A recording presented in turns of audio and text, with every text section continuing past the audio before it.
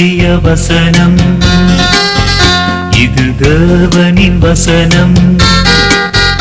நாம் சோர்ந்து போகையில் கரம் கொடுக்கும் நம் தேவனின் வசனம், நம் தேவனின் வசனம்.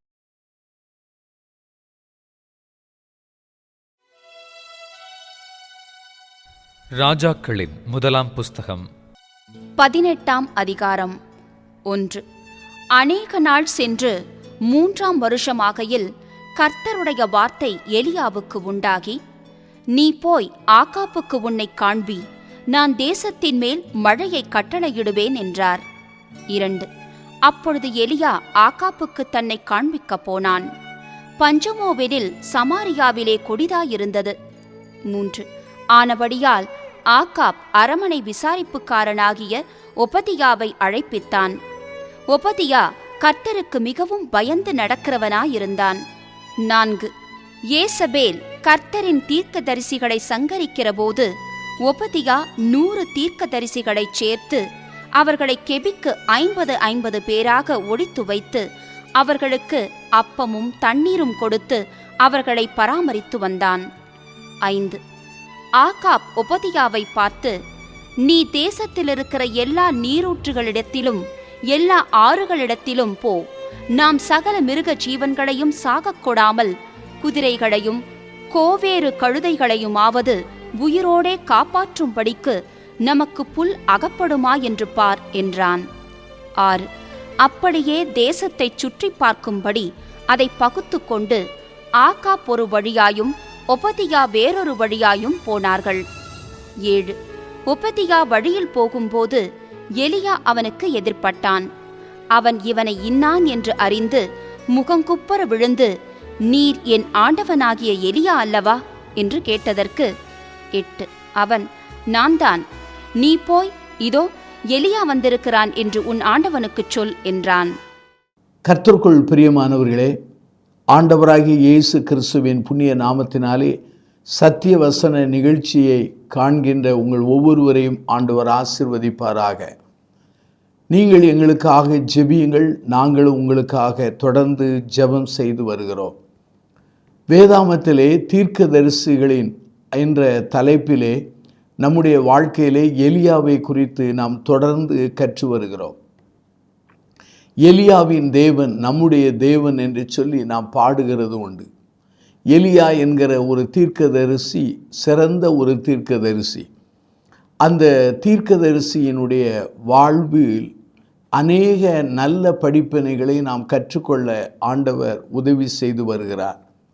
அருமையானவர்களே, எலியாவினுடைய வாழ்க்கையிலே பரிபூர்ண கீழ்ப்படிதலையும் விசுவாசத்தையும் நாம் காண முடிகிறது. இந்த எலியாவினுடைய வாழ்வோடு சம்பந்தப்பட்ட ஒரு மனிதன்தான் ஒபேதியா. ஒபேதியா என்றால் யார்?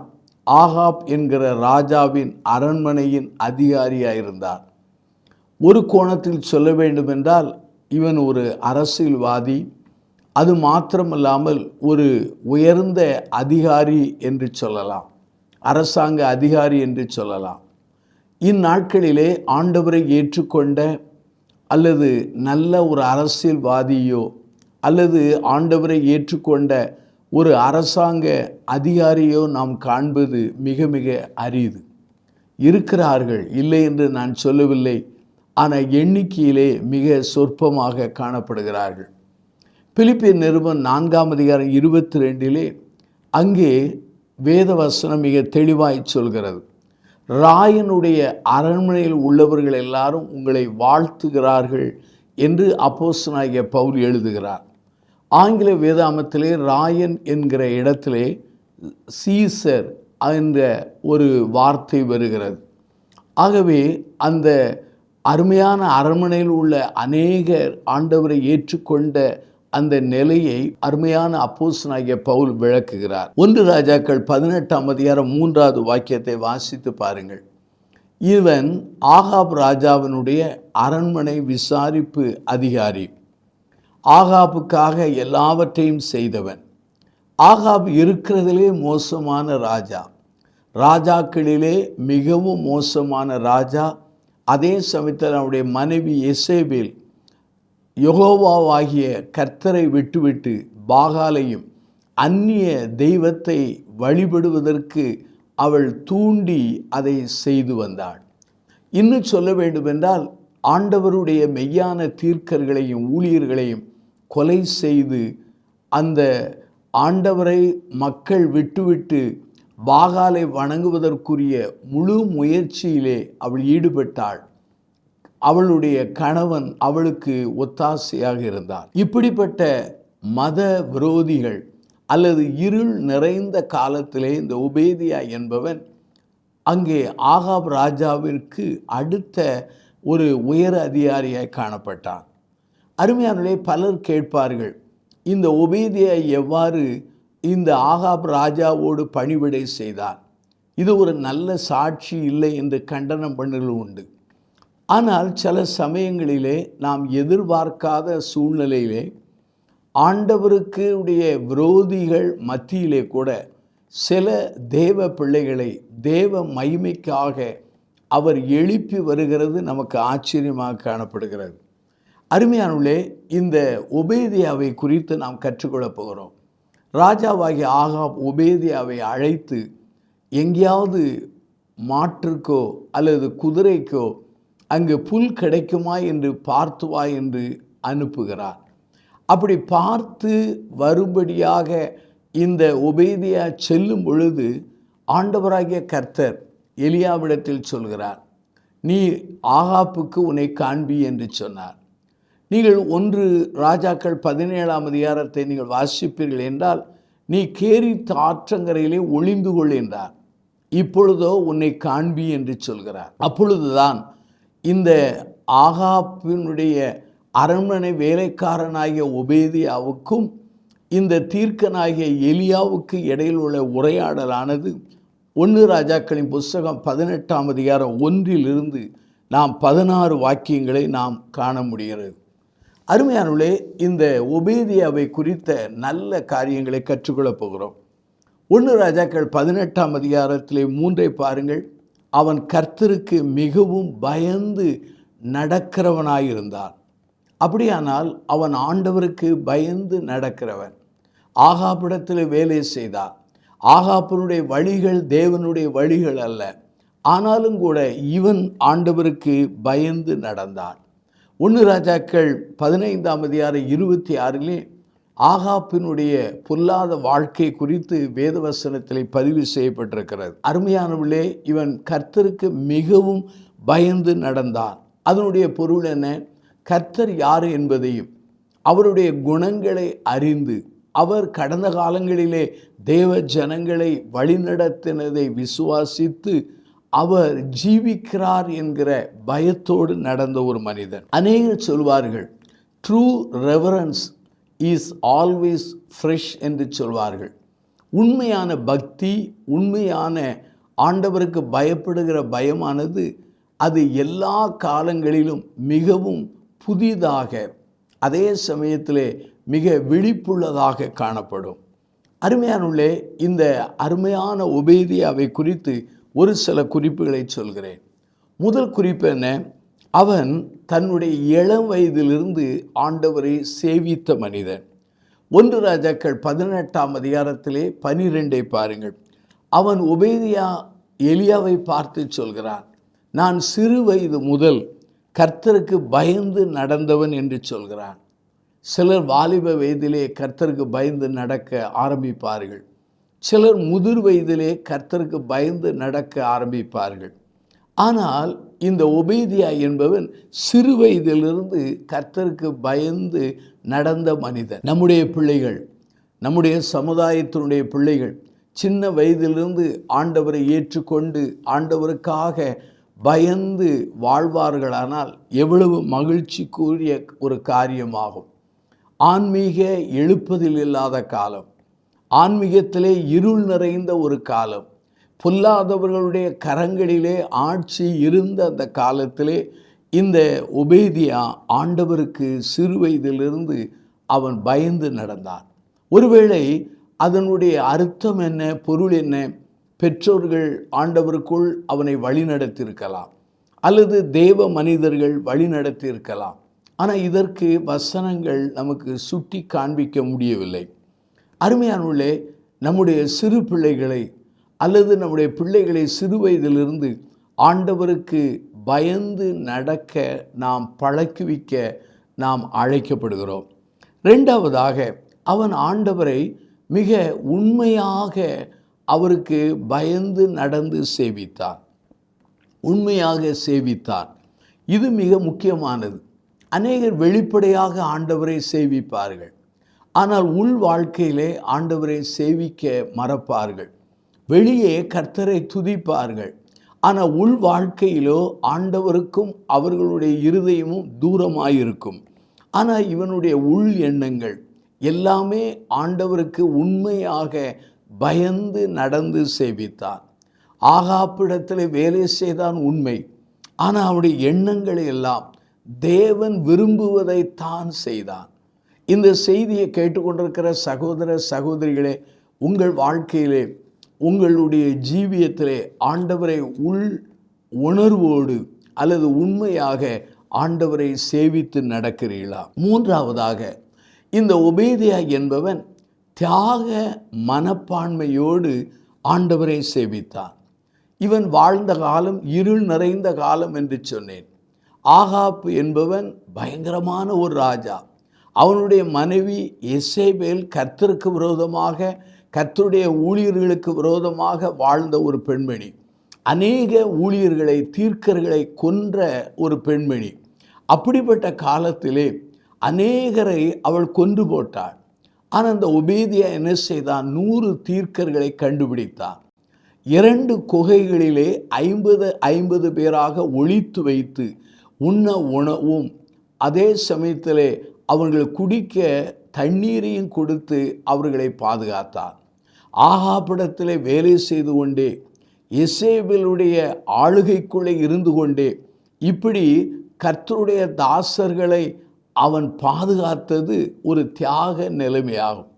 இந்த சூழ்நிலையானது ரொம்ப ரிஸ்கான ஒரு காரியம், அதாவது மிக கடினமான ஆபத்தான காரியம். இந்த காரியம் வெளிப்பட்டு விட்டால் இந்த ஒபேதியாவுடைய உயிரே போய்விடும். ஆனால் அதை அவன் செய்தான். அருமையானுள்ளே, நம்முடைய வாழ்க்கையிலே நல்ல சூழ்நிலை, ஆவிக்குரிய சூழ்நிலை, விடுதலையின் சூழ்நிலை, சுதந்திர சூழ்நிலை இருக்கும்போது ஆண்டவருக்காக வேலை செய்வது, ஆண்டவருடைய ஊழியர்களை பாதுகாப்பது எளிது. ஆனால் எதிர்மறையான சூழ்நிலையிலே இந்த மனிதன் சிறு வயதிலிருந்து ஆண்டவருக்கு பயந்து நடந்தான், உண்மையாக நடந்தான். அது மாத்திரமல்லாமல் தியாகமாய் அவன் நடந்தான். நான்காவதாக, இந்த ஒபேதியாவுடைய வாழ்க்கையிலே தனி மனிதனாக ஆண்டவருக்காக நின்று அவன் பயந்து பணி செய்தான். இதை எப்படி என்று சொல்கிறேன்? அவன் ஒருவனை குறித்து தான் திருமறையிலே சொல்லப்பட்டிருக்கிறது. ஆகவே எலியா சொல்லுகிறான், நான் ஒருவன் மாத்திரம்தான் இருக்கிறேன் என்று. ஆனால் எலியாவுக்கு இப்போது தெரிகிறது ஒபேதியா என்கிற ஒரு மனிதன் இருக்கிறான். அதோடு முழங்கால் படியிடாத 7000 பேர் இருக்கிறார்கள் என்பதை ஆண்டவர் அவனுக்கு, எலியாவுக்கு அறிவித்தார். ஆனால் இவன் தனித்தவனாக ஆண்டவருக்கு ஊழியம் செய்தான். தன்னுடைய உலக வேலையிலே எத்தனை வேலைகள் இருந்தாலும் ஆண்டவருக்கு பயப்படுகிற பயம் முதலிடம், ஆண்டவருக்கு கனம் பண்ணுகிறது முதலிடம், ஆண்டவரை நேசிப்பதிலே முதலிடமாயிருந்தார். இன்னும் சொல்ல வேண்டும் என்றால் தனித்தவனாக தைரியமாக அவன் திருப்பணி செய்தான். அருமையானுள்ளே, என்ன திருப்பணி? 100 தீர்க்கர்களை காப்பாற்றினான். இவனுடைய வாழ்க்கையிலே உண்மையாகவே பிரதர்லி லவ், சகோதரத்துவ அன்பு காணப்பட்டது. தான் வாழ்ந்தால் போதும் என்று எண்ணவில்லை. அவன் என்ன எண்ணினான் என்றால் 100 தீர்க்கர்களை 2 குகைகளில் வைத்து பாதுகாத்து அவர்களை ஆகாரம் கொடுத்து தன் அன்பை வெளிப்படுத்தினான். அருமையான என் சகோதர சகோதரிகளே, சிறு வயதிலிருந்து ஆண்டவரை சேவித்தான், உண்மையாய் ஆண்டவரை சேவித்தான், தியாக மனப்பான்மையோடு ஆண்டவரை சேவித்தான். தனி மனிதனாக நின்று ஆண்டவருக்கு பயந்து இந்த காரியங்களை செய்தான். ஐந்தாவதாக, இந்த மனிதன் என்ன செய்தான் என்றால் மிகுந்த விழிப்போடு அந்த பணியை செய்தான், அல்லது விழிப்போடு தேவனுக்கு பயந்து இந்த காரியங்களை செய்தான். இவன் 100 தீர்க்கர்களை பாதுகாப்பது ஆகாப்புக்கோ அல்லது எசேபேலுக்கு தெரிந்தால் இவன் ஜீவன் போய்விடும் அல்லது உயிர் போய்விடும். ஆகவே மிகுந்த ஜாக்கிரதையோடு செய்தான். இன்றைக்கு அநேகர் ஆண்டவருக்கு பயந்து வாழுகிறார்கள், ஆண்டவருக்கு பயந்து ஊழியம் செய்கிறார்கள். ஆனால் மிகுந்த ஜாக்கிரதை இல்லாமல் போய்விடுகிறார்கள். ஏனோ தானோ என்று வாழ்ந்து விடுகிறார்கள். இவனுடைய வாழ்க்கையை பாருங்கள். ஆகாப்பிடத்திலே எலியா வந்திருக்கிறான் என்று சொல் என்று ஒபேதியிடத்திலே சொன்ன பொழுது ஒபேதியா சொல்கிற வாக்கியங்களை நீங்கள் 1 ராஜாக்கள் 18ஆம் அதிகாரத்தை வாசித்து பாருங்கள். 8வது வாக்கியத்தை வாசித்து பாருங்கள். 12வது வாக்கியத்தை வாசித்து பாருங்கள். அவன் சொல்கிறார், இதோ நான் 100 தீர்க்கர்களை பராமரித்த காரியம் உமக்கு அறிவிக்கப்படவில்லையோ என்று சொன்னான். அவன் சொல்லுகிறான், நீர் வந்திருக்கிறீர் என்று ஆகாப்பிடத்திலே சொல்ல போனால் இதே ஆகாப்பு தேசங்களென்றும் ஒவ்வொரு இடங்களிலும் கோத்திரங்களிலும் போய் அங்கே எலியாவை நாங்கள் பார்க்கவில்லை என்று சொல்லி சத்தியம் வாங்கி கொண்டான். ஆகவே தன்னுடைய ஜீவனுக்கு எவ்வளவு ஆபத்து என்பதை அவன் சூசகமாக உணர்த்தும்படி சொல்கிறான். இதோ நீர் வந்தீர் என்று ஆகாப்புக்கு சொல்லும் பொழுது ஒருவேளை கர்த்தருடைய ஆவியானவர் உம்மை எங்கேயாவது தூக்கி கொண்டு போனால் அது என்ன ஆகும் என்று அவன் சொல்கிறான். இந்த காரியத்தை எல்லாம் நான் வாசித்த பொழுது ஒன்றை நான் புரிந்து கொண்டேன். இந்த ஒபேதியா எதை செய்தாலும் ஜாக்கிரதையோடு செய்தான். அருமையானவர்களே, நம்முடைய வாழ்க்கையை நாம் சிந்திக்க அழைக்கப்படுகிறோம். இந்த ஒபேதியாவையும் நம்மையும் ஒப்பிட்டு பார்ப்போம். நம்முடைய வாழ்க்கையிலே இந்த ஒபேதியாவினுடைய குணங்கள் என்னிலே உங்களிலே காணப்படுகிறதா என்பதை நாம் சிந்திக்க அழைக்கப்படுகிறோம். இந்த ஒபேதியாவை குறித்து அநேகர் அநேக விதமாய் பிரசிப்பார்கள். 2 கோணங்களில் பிரசிக்கிறார்கள். சிலர் சொல்கிறார்கள், ஆகாப் என்கிற அந்த பொல்லாத ராஜாவோடு இவன் பணி செய்தது தவறு, அது தேவ துரோகம் என்று சொல்கிறார்கள். ஆனால் இன்னொரு தரப்பார் என்ன சொல்கிறார்கள், ஆகாப் ராஜாவிடத்திலே ஆண்டவர் இந்த மனிதனை அங்கே எழுப்பி அவன் மூலமாய் 100 தீர்க்கர்களை ஒழித்து வைத்து பராமரித்தது உண்மையாகவே அது தேவ திட்டத்தின் ஒரு கோணமாகும். அதை நம்மால் புரிந்து கொள்ள முடியாவிட்டாலும் அதை நாம் ஏற்றுக்கொள்ள வேண்டும் என்று சொல்கிறார்கள்.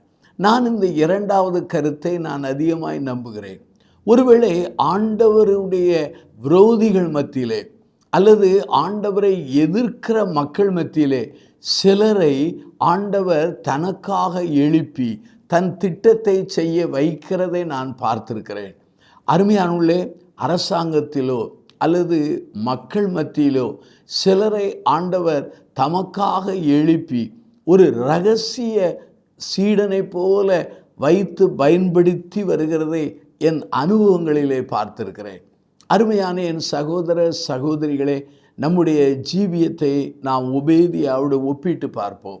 ஒபேதியாவை பார்த்தால் அரசாங்க அதிகாரி, ஒபேதியாவை பார்த்தால் அந்நாட்களின் ஒரு அரசியல்வாதி, ஒபேதியாவை பார்த்தால் ஆகாப்பினிடத்திலே வேலை செய்தவன்.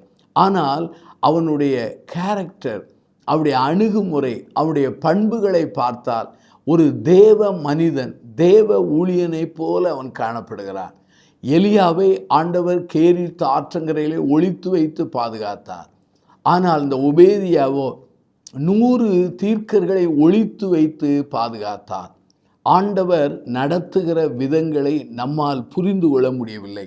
இந்த செய்தியிலிருந்து நாம் என்ன கற்றுக்கொள்ளுகிறோம்? அருமையானவர்களே, தேவ பக்தி உள்ள அரசியல்வாதிகளை, தேவ பக்தி உள்ள அதிகாரிகளை இந்த சமுதாயத்திலே பதவிகளிலே ஆண்டவர் வைத்து தம்முடைய திட்டத்தை செய்ய முடியும் என்பதை நான் நம்புகிறேன். 2வதாக, எந்த பதவியிலே நீங்கள் இருந்தாலும், எந்த சூழ்நிலையில் இருந்தாலும் நீங்கள் கர்த்தருக்கு முதலிடம் கொடுத்து கர்த்தருக்கு பயந்து வாழ வேண்டும் என்பதை நாம் உண்மையாகவே அர்ப்பணித்து ஜீவிக்க அழைக்கப்படுகிறோம். மத்தேயு 6ஆம் அதிகாரம் 33 சொல்கிறது, முதலாவது தேவனுடைய ராஜ்யத்தை நீதியும் தேடுங்கள், அப்பொழுது இவையெல்லாம் கூட கொடுக்கப்படும் என்பது போல ஒபேதியா கர்த்தருக்கு முதலிடம் கொடுத்தார். நம்முடைய தேவைகள் சந்திக்கப்பட்டால் போதாது, சக விசுவாசிகளை கரிசனையோடு பார்த்து அவர்கள் தேவைகளுக்கு ஏற்றபடி இந்த ஒபேதியாவை போல உதவி செய்ய அழைக்கப்படுகிறோம். அருமையானவர்களே, கடைசியாக நான் சொல்ல விரும்புகிறது என்ன? நம்முடைய குடும்பங்களிலே, நம்முடைய திருச்சபைகளிலே, நம்முடைய சமுதாயத்திலே, நம்முடைய தேசத்திலே, அரசாங்கத்திலே உயர் பதவியிலே உட்காரக்கூடிய அருமையான பிள்ளைகளை, அருமையான வாலிபர்களை, வாலிப தங்கைகளை எழுப்பி அவர் பயன்படுத்த வேண்டும் என்று சொல்லி நாம் ஜெபிக்க அழைக்கப்படுகிறோம்.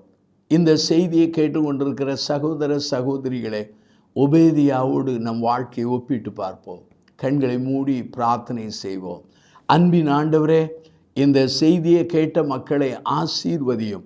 ஒபேதியாவின் மூலமாக நாங்கள் கற்றுக்கொண்ட நல்ல படிப்பினைகளுக்காக நாங்கள் நன்றி சொல்கிறோம்.